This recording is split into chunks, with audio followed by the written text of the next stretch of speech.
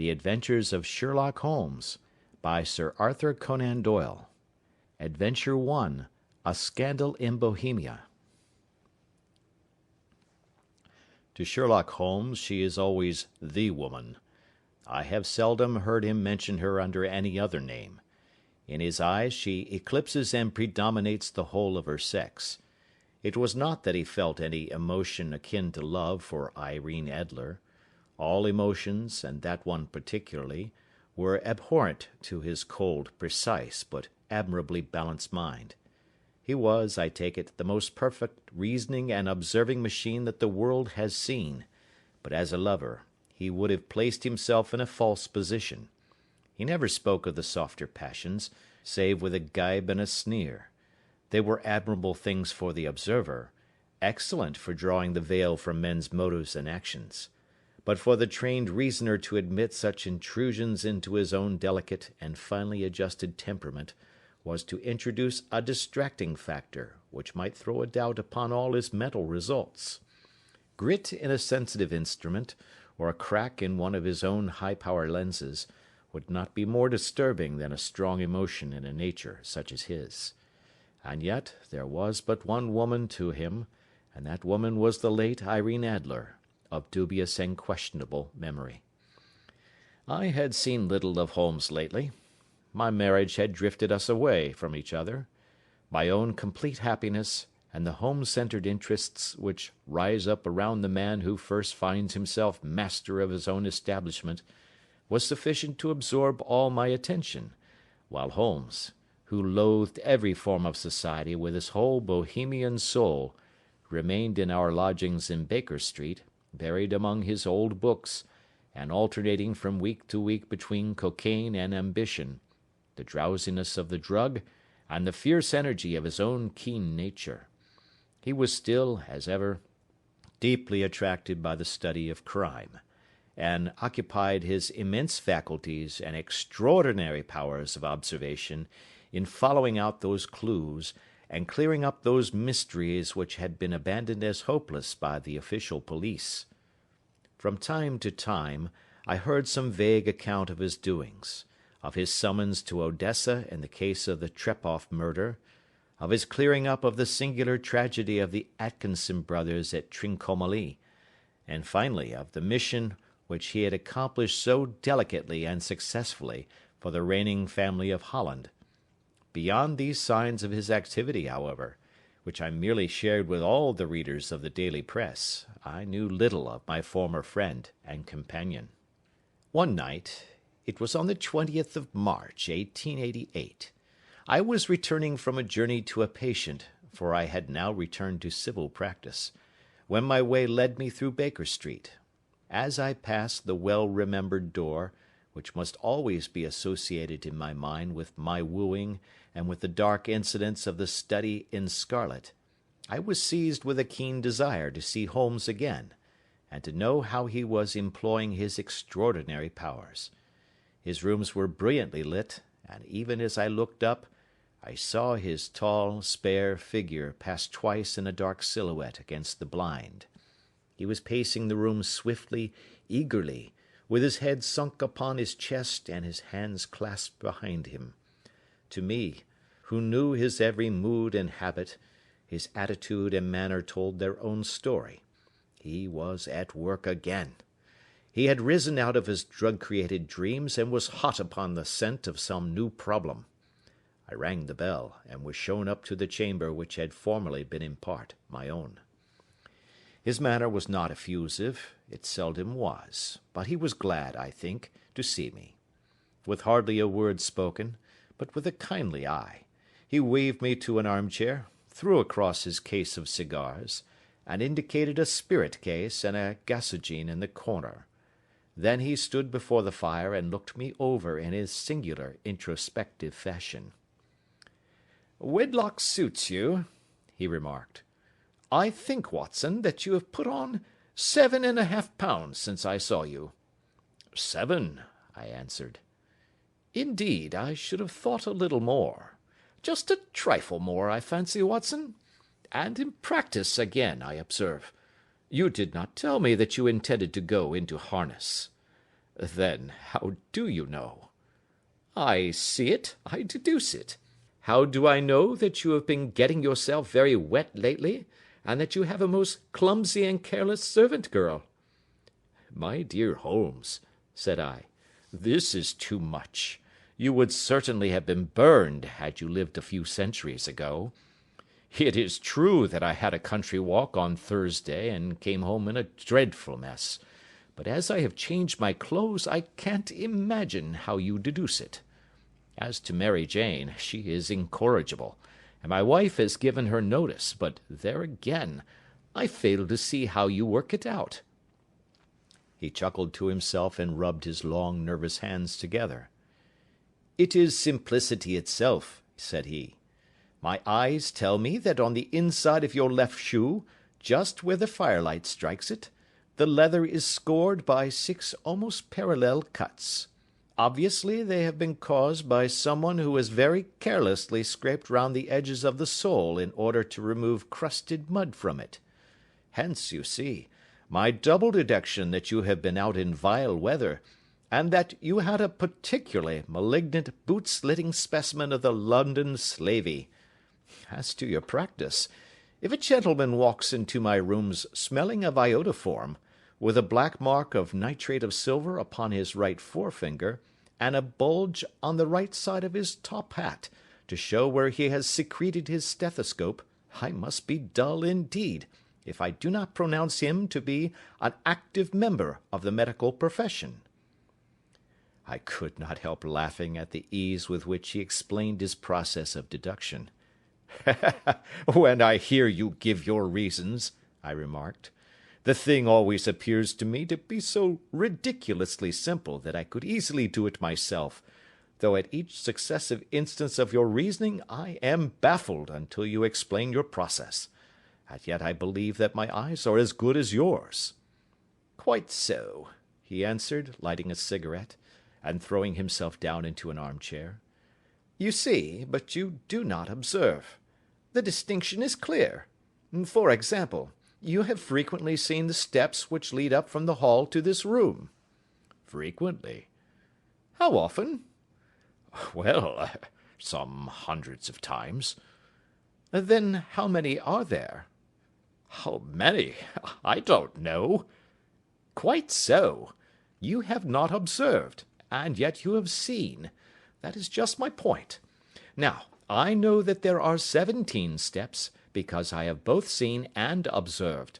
By the way, since you are interested in these little problems, and since you are good enough to chronicle one or two of my trifling experiences, you may be interested in this. He threw over a sheet of thick, pink-tinted notepaper which had been lying open upon the table. It came by the last post, said he. Read it aloud. The note was undated, and without either signature or address. There will call upon you tonight at 7:45, it said, a gentleman who desires to consult you upon a matter of the very deepest moment. Your recent services to one of the royal houses of Europe have shown that you are one who may safely be trusted with matters which are of an importance which can hardly be exaggerated. This account of you we have from all quarters received. Be in your chamber then at that hour, and do not take it amiss if your visitor wear a mask. This is indeed a mystery, I remarked. What do you imagine that it means? I have no data yet. It is a capital mistake to theorize before one has data. Insensibly one begins to twist facts to suit theories, instead of theories to suit facts. But the note itself, what do you deduce from it? I carefully examined the writing, and the paper upon which it was written. The man who wrote it was presumably well-to-do, I remarked, endeavouring to imitate my companion's processes. Such paper could not be bought under 1/2 crown a packet. It is peculiarly strong and stiff. Peculiar, that is the very word, said Holmes. It is not an English paper at all. Hold it up to the light. I did so, and saw a large E with a small g, a capital P, and a large capital G with a small t woven into the texture of the paper. "What do you make of that?" asked Holmes. "The name of the maker, no doubt, or his monogram, rather." "Not at all.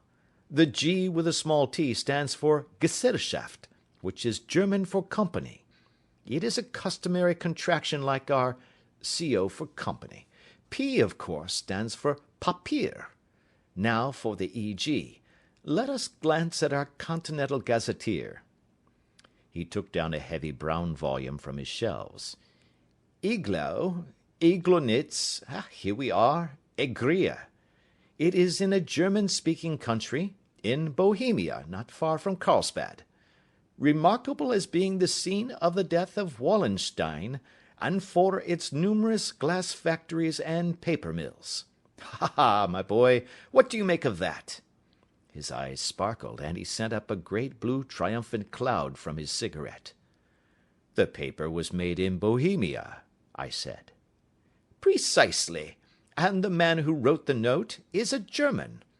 Do you note the peculiar construction of the sentence? 'This account of you we have from all quarters received'? A Frenchman or Russian could not have written that. It is the German who is so uncourteous to his verbs. It only remains, therefore, to discover what is wanted by this German who writes upon Bohemian paper, and prefers wearing a mask to showing his face. And here he comes, if I am not mistaken, to resolve all our doubts." As he spoke, there was a sharp sound of horses' hoofs and grating wheels against the curb, followed by a sharp pull at the bell. Holmes whistled. "A pair, by the sound," said he. "Yes," he continued, glancing out of the window. "A nice little brougham and a pair of beauties. 150 guineas apiece. There's money in this case, Watson, if there is nothing else." "I think that I had better go, Holmes." "Not a bit, Doctor. Stay where you are. I am lost without my Boswell, and this promises to be interesting. It would be a pity to miss it." "But your client—" "Never mind him. I may want your help, and so may he. Here he comes. Sit down in that armchair, Doctor, and give us your best attention." A slow and heavy step, which had been heard upon the stairs and in the passage, paused immediately outside the door. Then there was a loud and authoritative tap. "Come in," said Holmes. A man entered, who could hardly have been less than 6 feet 6 inches in height, with the chest and limbs of a Hercules. His dress was rich, with a richness which would, in England, be looked upon as akin to bad taste. Heavy bands of astrakhan were slashed across the sleeves and fronts of his double-breasted coat, while the deep blue cloak which was thrown over his shoulders was lined with flame-coloured silk, and secured at the neck with a brooch, which consisted of a single flaming beryl. Boots, which extended halfway up his calves, and which were trimmed at the tops with rich brown fur, completed the impression of barbaric opulence which was suggested by his whole appearance. He carried a broad-brimmed hat in his hand, while he wore across the upper part of his face, extending down past the cheekbones, a black vizard mask, which he had apparently adjusted that very moment, for his hand was still raised to it as he entered. From the lower part of the face he appeared to be a man of strong character, with a thick, hanging lip, and a long, straight chin suggestive of resolution pushed to the length of obstinacy. "You had my note?" he asked, with a deep, harsh voice and a strongly marked German accent. "I told you that I would call." He looked from one to the other of us, as if uncertain which to address.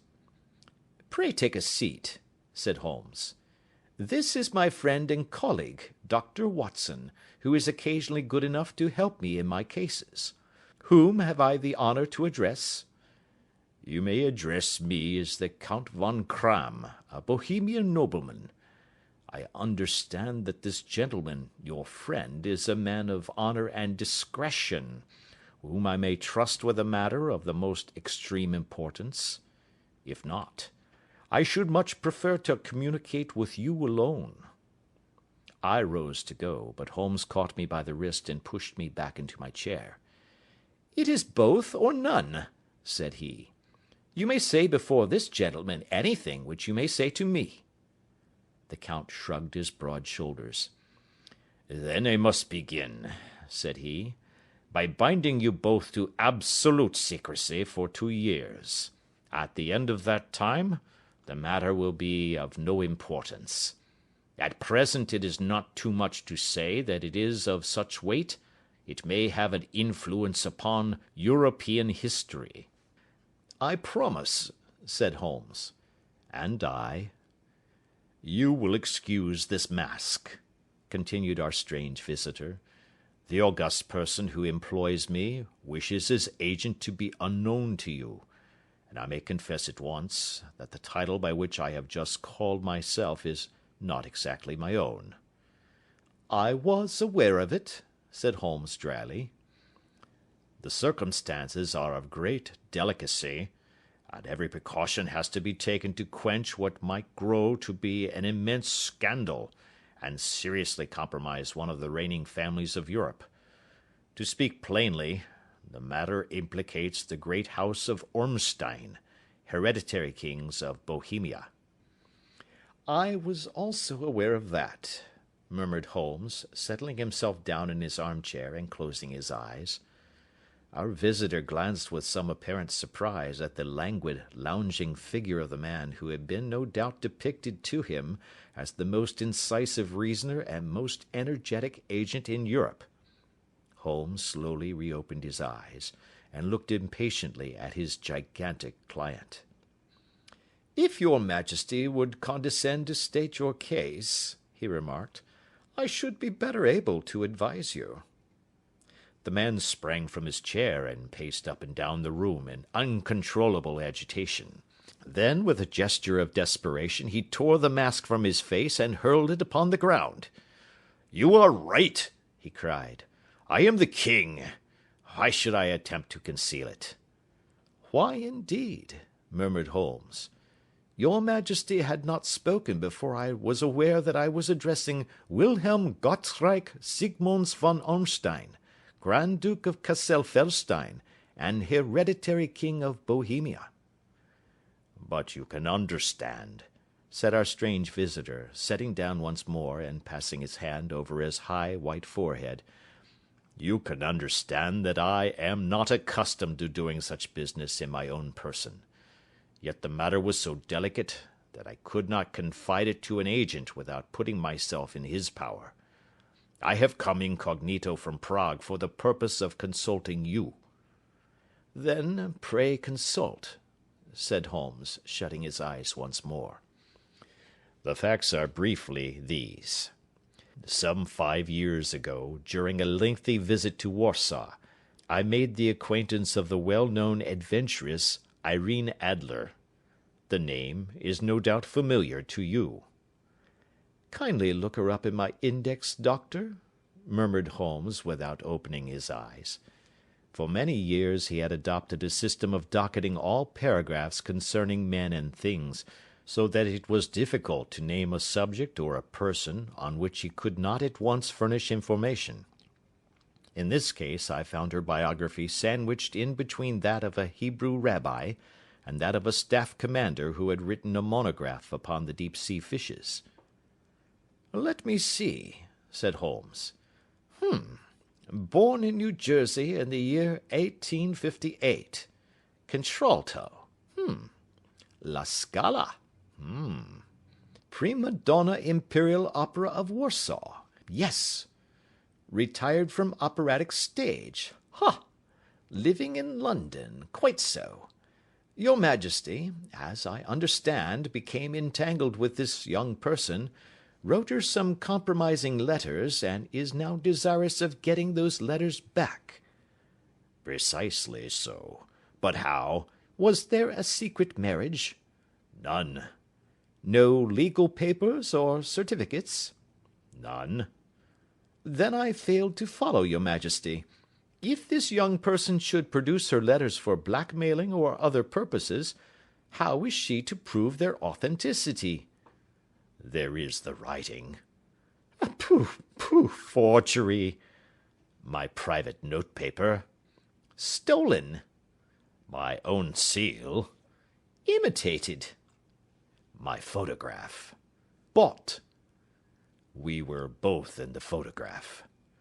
"Oh, dear, that is very bad. Your Majesty has indeed committed an indiscretion."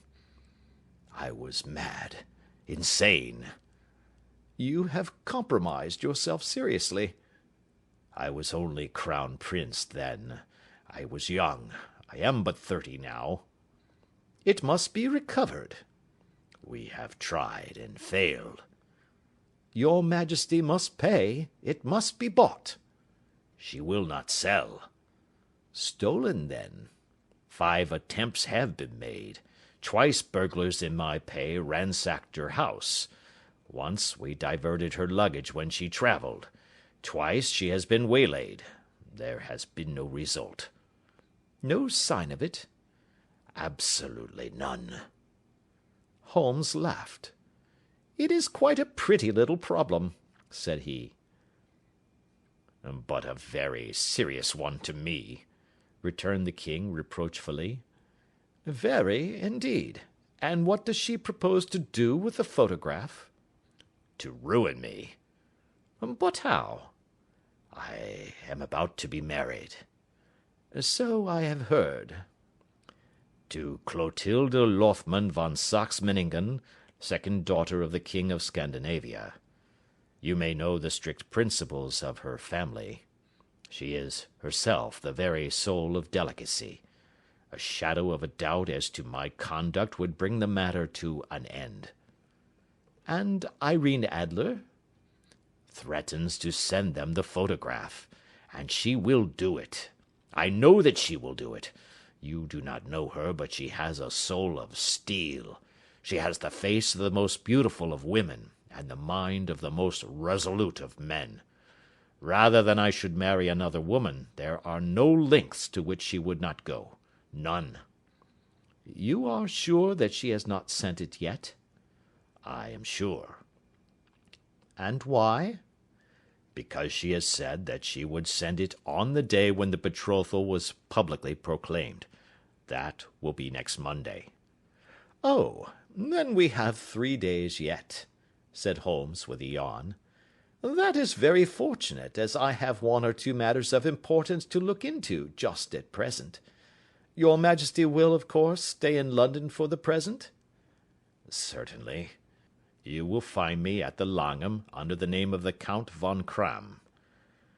"Then I shall drop you a line to let you know how we progress." "Pray do so. I shall be all anxiety."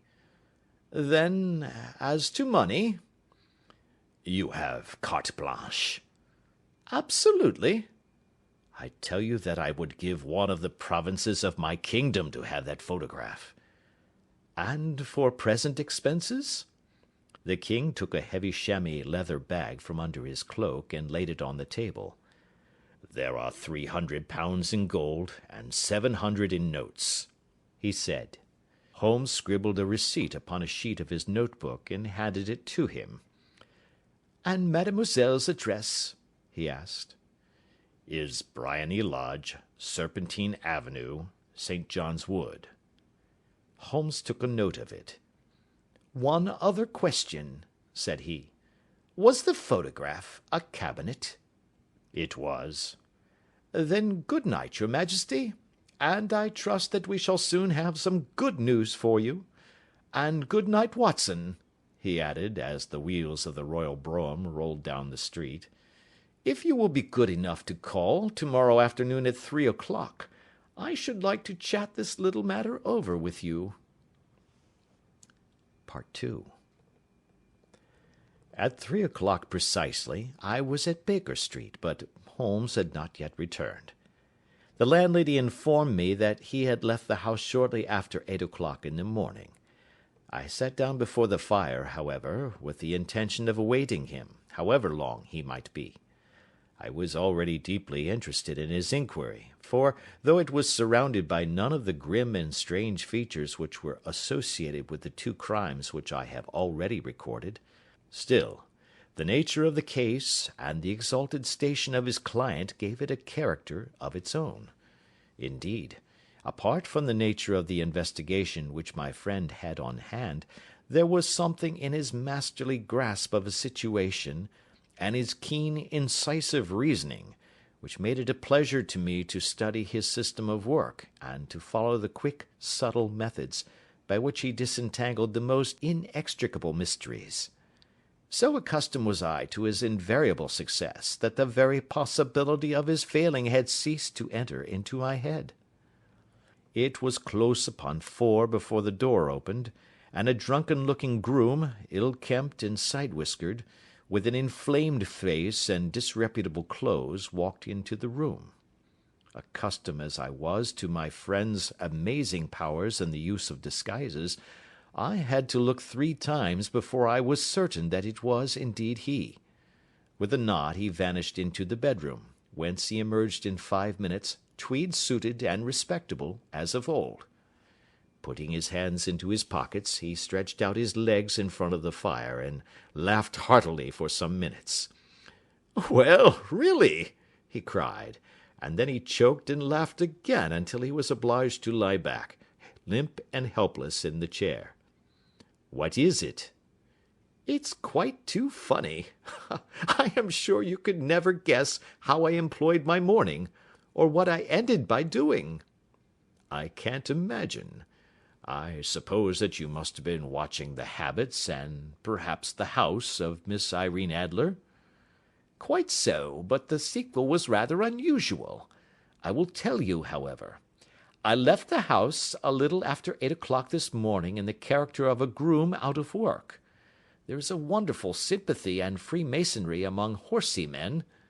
Be one of them, and you will know all that there is to know. I soon found Briony Lodge. It is a bijou villa, with a garden at the back, but built out in front right up to the road, 2 stories. Chubb lock to the door. Large sitting room on the right side, well furnished, with long windows almost to the floor, and those preposterous English window fasteners which a child could open. Behind there was nothing remarkable, save that the passage window could be reached from the top of the coach-house. I walked round it, and examined it closely from every point of view, but without noting anything of interest.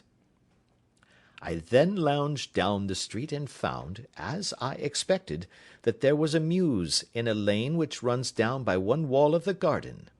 I lent the ostlers a hand in rubbing down their horses, and received in exchange 2d, a glass of half and half, 2 fills of shag tobacco, and as much information as I could desire about Miss Adler, to say nothing of half a dozen other people in the neighbourhood, in whom I was not in the least interested, but whose biographies I was compelled to listen to.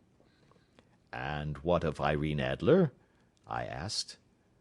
"Oh, she has turned all the men's head down in that part. She is the daintiest thing under a bonnet on this planet. So say the Serpentine Mews to a man. She lives quietly, sings at concerts, drives out at 5 every day, and returns at 7 sharp for dinner. Seldom goes out at other times except when she sings. Has only one male visitor, but a good deal of him. He is dark, handsome, and dashing, never calls less than once a day, and often twice. He is a Mr. Godfrey Norton, of the Inner Temple. See the advantages of a cabman as a confidant. They had driven him home a dozen times from Serpentine Mews, and knew all about him. When I had listened to all they had to tell, I began to walk up and down near Briony Lodge once more, and to think over my plan of campaign. This Godfrey Norton was evidently an important factor in the matter. He was a lawyer. That sounded ominous. What was the relation between them, and what the object of his repeated visits? Was she his client, his friend, or his mistress? If the former, she had probably transferred the photograph to his keeping. If the latter, it was less likely. On the issue of this question depended whether I should continue my work at Briony Lodge, or turn my attention to the gentlemen's chambers in the Temple. It was a delicate point, and it widened the field of my inquiry. I fear that I bore you with these details, but I have to let you see my little difficulties, if you are to understand the situation. I am following you closely, I answered. I was still balancing the matter in my mind when a hansom cab drove up to Briony Lodge, and a gentleman sprang out. He was a remarkably handsome man, dark, aquiline, and moustached, evidently the man of whom I had heard. He appeared to be in a great hurry, shouted to the cabman to wait, and brushed past the maid who opened the door with the air of a man who was thoroughly at home. He was in the house about half an hour, and I could catch glimpses of him in the windows of the sitting-room, pacing up and down, talking excitedly, and waving his arms. Of her I could see nothing. Presently he emerged, looking even more flurried than before. As he stepped up to the cab, he pulled a gold watch from his pocket and looked at it earnestly. "Drive like the devil!" he shouted. "First to Gross and Hankey's in Regent Street, and then to the Church of St. Monica in the Edgware Road. Half a guinea if you do it in 20 minutes." Away they went, and I was just wondering whether I should not do well to follow them, when up the lane comes a neat little landau, the coachman with his coat only half buttoned, and his tie under his ear, while all the tags of his harness were sticking out of the buckles. It hadn't pulled up before she shot out of the hall door and into it. I only caught a glimpse of her at the moment, but she was a lovely woman, with a face that a man might die for. "The Church of St. Monica, John," she cried, "and half a sovereign if you reach it in 20 minutes. This was quite too good to lose, Watson. I was just balancing whether I should run for it, or whether I should perch behind her landau, when a cab came through the street. The driver looked twice at such a shabby fare, but I jumped in before he could object. "The Church of St. Monica," said I, "and half a sovereign if you reach it in 20 minutes. It was 25 minutes to 12, and of course it was clear enough what was in the wind. My cabby drove fast. I don't think I ever drove faster, but the others were there before us. The cab and the landau with their steaming horses were in front of the door when I arrived. I paid the man and hurried into the church. There was not a soul there save the two whom I had followed, and a surpliced clergyman, who seemed to be expostulating with them. They were all three standing in a knot in front of the altar. I lounged up the side aisle like any other idler who has dropped into a church. Suddenly, to my surprise, the three at the altar faced round to me, and Godfrey Norton came running as hard as he could towards me. "Thank God!" he cried. "You'll do. Come, come." "What then?" I asked. "Come, man, come. Only 3 minutes, or it won't be legal." I was half dragged up to the altar, and before I knew where I was, I found myself mumbling responses which were whispered in my ear, and vouching for things of which I knew nothing, and generally assisting in the secure tying up of Irene Adler, spinster, to Godfrey Norton, bachelor. It was all done in an instant, and there was the gentleman thanking me on the one side, and the lady on the other, while the clergyman beamed on me in front. It was the most preposterous position in which I ever found myself in my life, and it was the thought of it that started me laughing just now. It seems that there had been some informality about their licence, that the clergyman absolutely refused to marry them without a witness of some sort, and that my lucky appearance saved the bridegroom from having to sally out into the streets in search of a best man. The bride gave me a sovereign, and I mean to wear it on my watch chain in memory of the occasion." "This is a very unexpected turn of affairs," said I. "And what then?" Well, I found my plans very seriously menaced. It looked as if the pair might take an immediate departure, and so necessitate very prompt and energetic measures on my part. At the church door, however, they separated, he driving back to the Temple, and she to her own house. "I shall drive out in the park at 5 as usual," she said as she left him. I heard no more. They drove away in different directions, and I went off to make my own arrangements. "Which are?" "Some cold beef and a glass of beer," he answered, ringing the bell. "I have been too busy to think of food, and I am likely to be busier still this evening. By the way, Doctor, I shall want your cooperation." "I shall be delighted." "You don't mind breaking the law?" "Not in the least."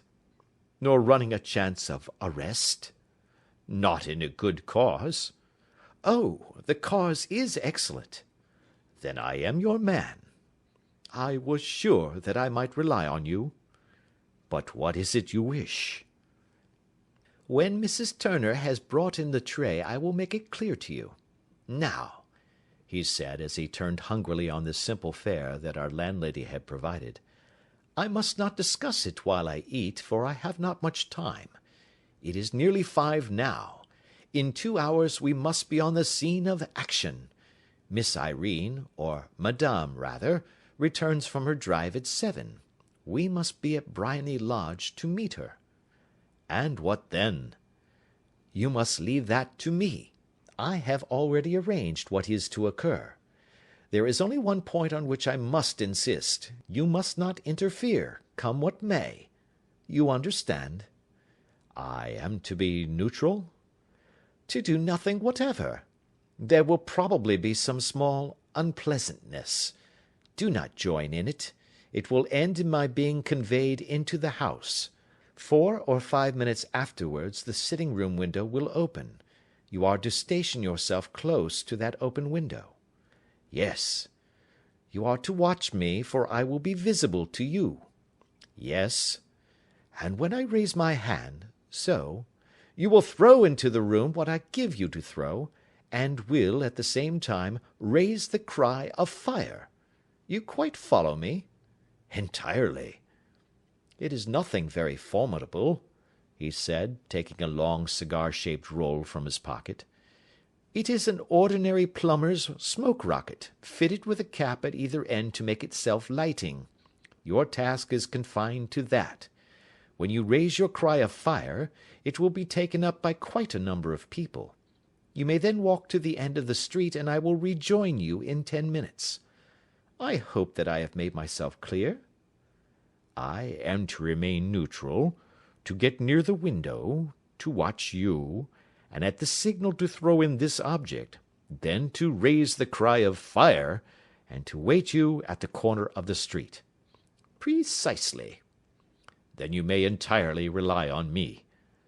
"That is excellent. I think perhaps it is almost time that I prepare for the new role I have to play." He disappeared into his bedroom, and returned in a few minutes in the character of an amiable and simple-minded nonconformist clergyman.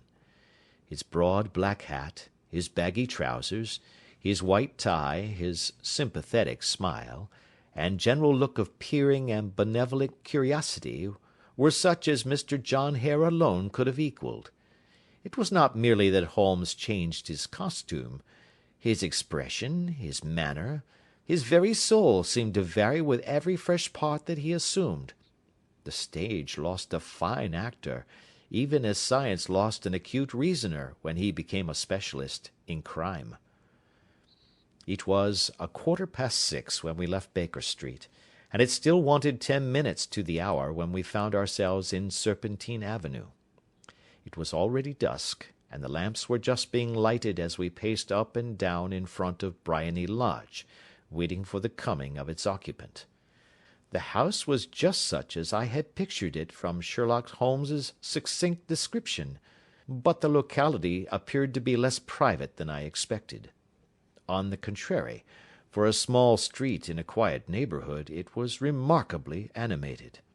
There was a group of shabbily dressed men smoking and laughing in a corner, a scissors grinder with his wheel, 2 guardsmen who were flirting with a nurse girl, and several well-dressed young men who were lounging up and down with cigars in their mouths. "You see," remarked Holmes, as we paced to and fro in front of the house, This marriage rather simplifies matters. The photograph becomes a double-edged weapon now. The chances are that she would be as averse to its being seen by Mr. Godfrey Norton as our client is to its coming to the eyes of his princess. Now the question is, where are we to find the photograph? Where indeed? It is most unlikely that she carries it about with her. It is cabinet size, too large for easy concealment about a woman's dress. She knows that the king is capable of having her waylaid and searched.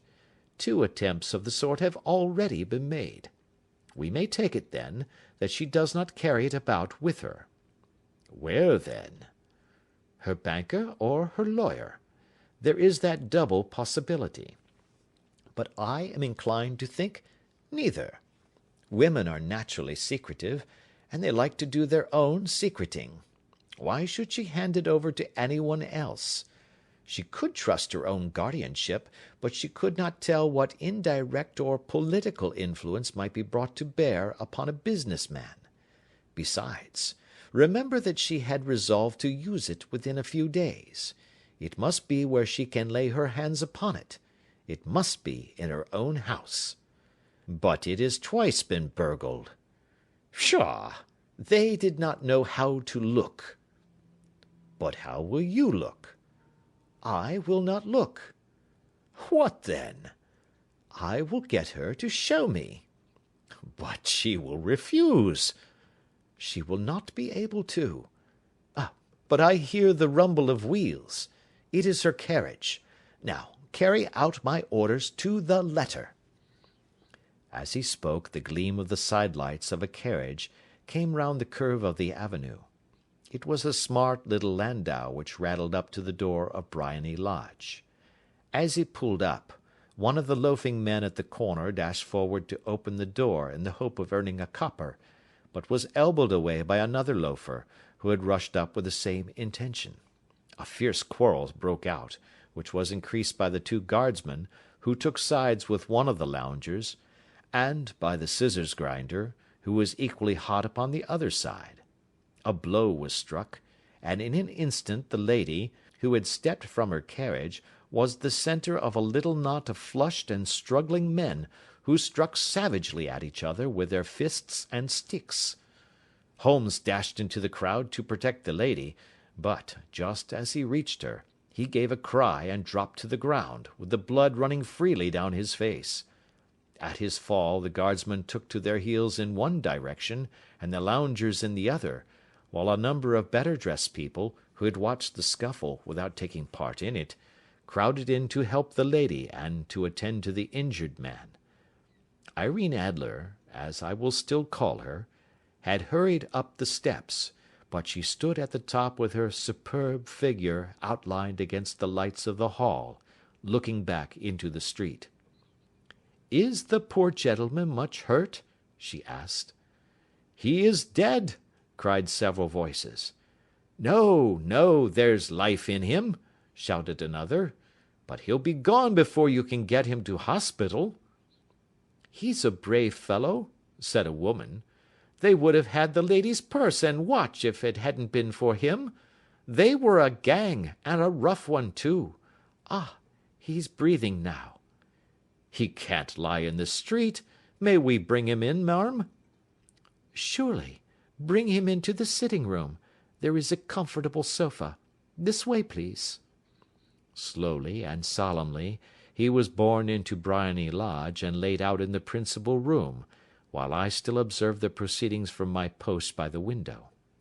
The lamps had been lit, but the blinds had not been drawn, so that I could see Holmes as he lay upon the couch.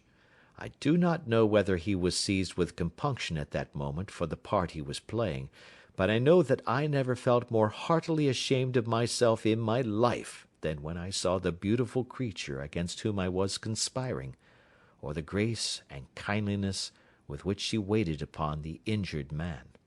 And yet it would be the blackest treachery to Holmes to draw back now from the part which he had entrusted to me.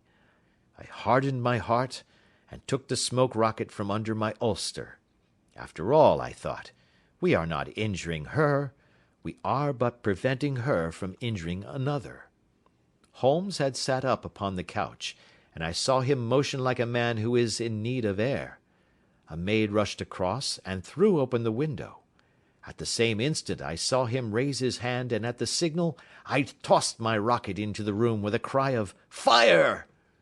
The word was no sooner out of my mouth than the whole crowd of spectators, well dressed and ill, gentlemen, ostlers, and servant maids, joined in a general shriek of "Fire!"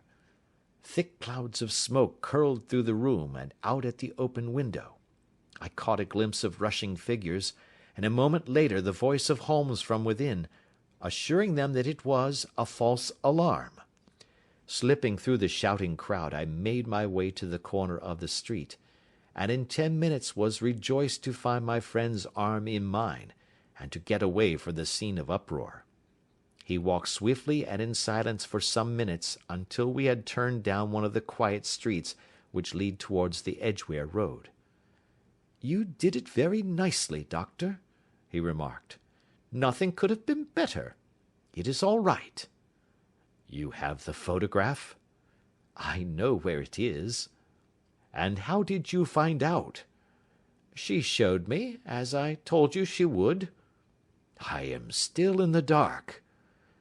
"I do not wish to make a mystery," said he, laughing.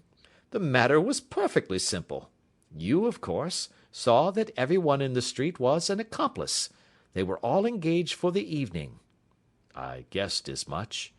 "Then, when the row broke out, I had a little moist red paint in the palm of my hand. I rushed forward, fell down, clapped my hand to my face, and became a piteous spectacle.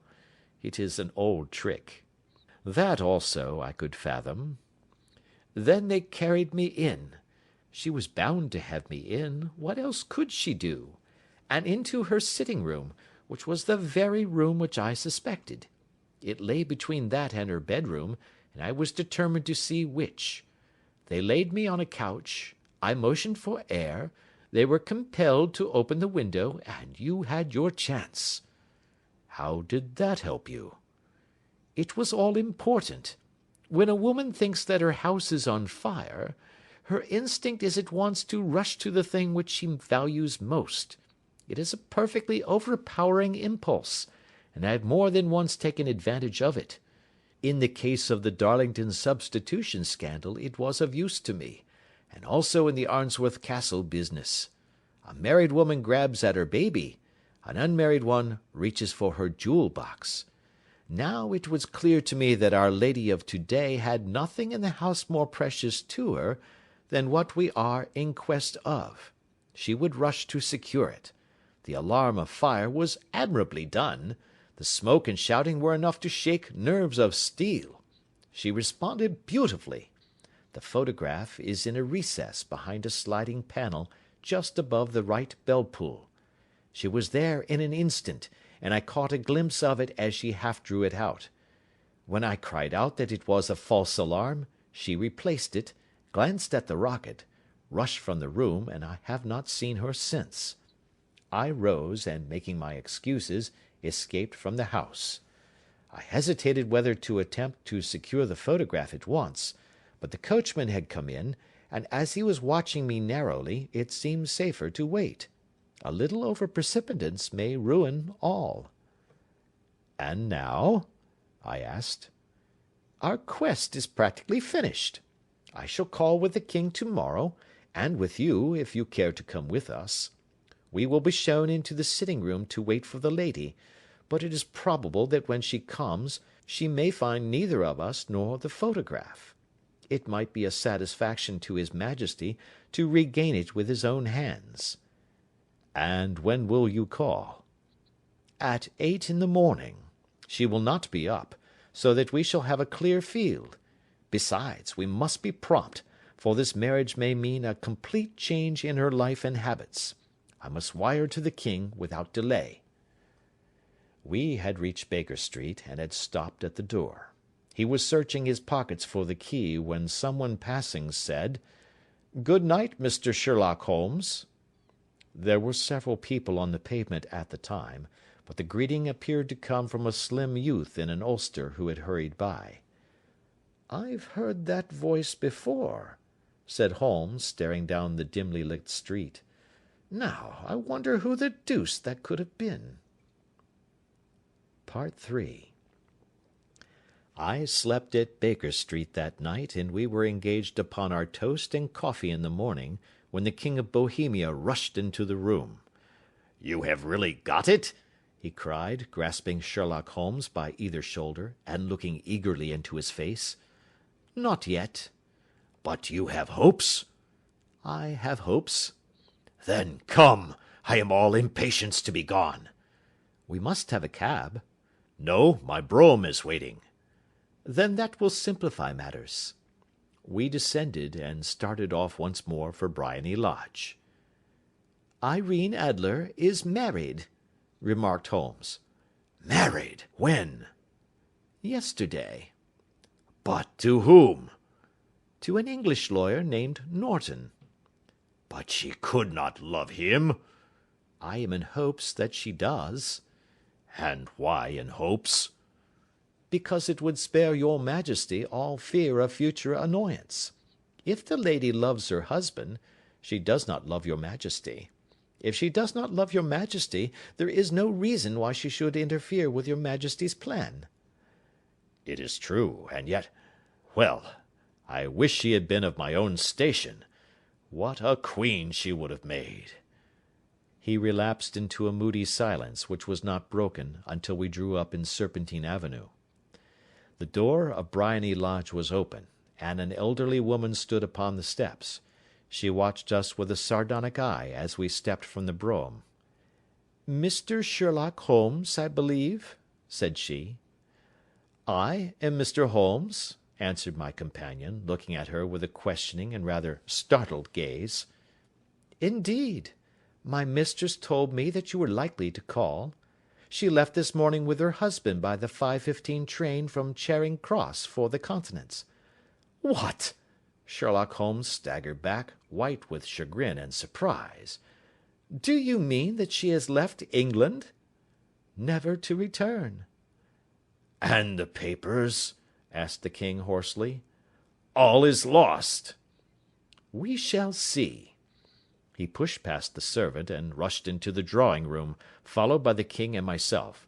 The furniture was scattered about in every direction, with dismantled shelves and open drawers, as if the lady had hurriedly ransacked them before her flight. Holmes rushed at the bell-pull, tore back a small sliding shutter, and plunging in his hand, pulled out a photograph and a letter. The photograph was of Irene Adler herself in evening dress. The letter was superscribed to Sherlock Holmes, Esquire, to be left till called for. My friend tore it open, and we all three read it together. It was dated at midnight of the preceding night, and ran in this way: "My dear Mr. Sherlock Holmes, you really did it very well. You took me in completely. Until after the alarm of fire I had not a suspicion, but then when I found how I had betrayed myself, I began to think. I had been warned against you months ago. I had been told that, if the king employed an agent, it would certainly be you. And your address had been given me. Yet, with all this, you made me reveal what you wanted to know. Even after I became suspicious, I found it hard to think evil of such a dear, kind old clergyman. But, you know, I have been trained as an actress myself. Male costume is nothing new to me. I often take advantage of the freedom which it gives. I sent John, the coachman, to watch you, ran upstairs, got into my walking clothes, as I call them, and came down just as you departed. Well, I followed you to your door, and so made sure that I was really an object of interest to this celebrated Mr. Sherlock Holmes. Then I, rather imprudently, wished you good night, and started for the Temple to see my husband. We both thought the best resource was flight, when pursued by so formidable an antagonist. So you will find the nest empty when you call to-morrow. As to the photograph, your client may rest in peace. I love and am loved by a better man than he. The king may do what he will without hindrance from one whom he has cruelly wronged. I keep it only to safeguard myself, and to preserve a weapon which will always secure me from any steps which he might take in the future. I leave a photograph which he might care to possess, and I remain, dear Mr. Sherlock Holmes, very truly yours, Irene Norton, née Adler. What a woman! Oh, what a woman! cried the King of Bohemia, when we had all three read this epistle. Did I not tell you how quick and resolute she was? Would she not have made an admirable queen? Is it not a pity that she was not on my level? From what I have seen of the lady, she seems indeed to be on a very different level to your majesty, said Holmes coldly. I am sorry that I have not been able to bring your majesty's business to a more successful conclusion. On the contrary, my dear sir, cried the king, nothing could be more successful. I know that her word is inviolate. The photograph is now as safe as if it were in the fire. I am glad to hear your majesty say so. I am immensely indebted to you.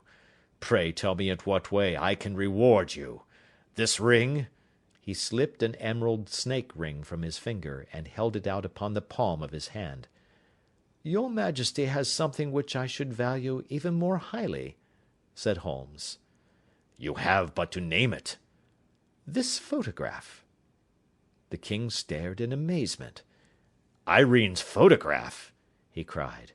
"Certainly, if you wish it." "I thank your majesty. Then there is no more to be done in the matter. I have the honour to wish you a very good morning." He bowed, and turning away without observing the hand which the king had stretched out to him, he set off in my company for his chambers. And that was how a great scandal threatened to affect the kingdom of Bohemia, and how the best plans of Mr. Sherlock Holmes were beaten by a woman's wit. He used to make merry over the cleverness of woman, but I have not heard him do it of late, and when he speaks of Irene Adler, or when he refers to her photograph, it is always under the honourable title of the woman. End of chapter 1.